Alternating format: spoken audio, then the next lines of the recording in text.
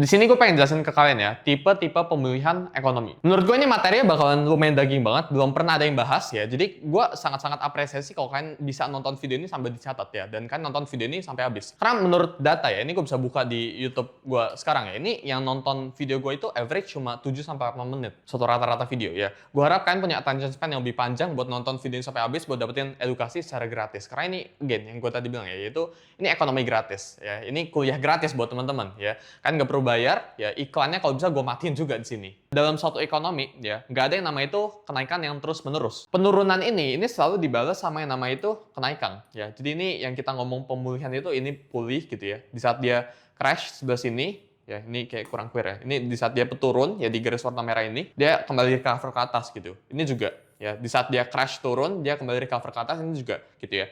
Jadi dalam suatu ekonomi ya ada yang namanya itu recovery ya, dan market itu selalu bergerak dalam siklus. Jadi kenapa video ini penting buat kalian ya? Karena ketika kalian investor ya, gue pribadi sejak gue dari dulu paham konsep ini ya, gue belum pernah bisa merumuskan konsep ini sampai kayak gimana pun itu ya.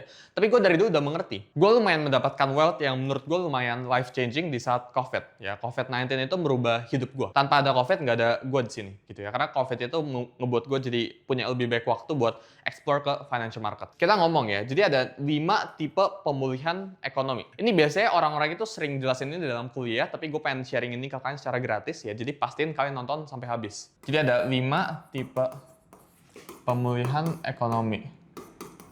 Gitu ya. Ini biasanya kita ngomongin shape ya. Jadi misal ya, ini chart nih ya. Gue gambar sebelah sini ya. Chart itu kan misal lagi naik kayak gini, terus tiba-tiba crash gitu kan. Misal COVID gitu. Di sini terjadi COVID 2020 gitu. Nah, ini recoveringnya ke atas kayak gini ya. Pas dia lagi naik, ini kan kita sebut sebagai recover phase kan. Sebelah sini nih.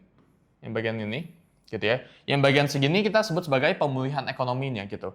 Dan ketika dia recover, ini ada beberapa tipe ya. Jadi ketika kalian udah paham ini ya, bagaimana cara dia recover dan tipe-tipe apa yang kalian bisa ambil take profit gitu ya, yang kalian bisa ambil untung ya di masa-masa dia lagi recover kayak gini.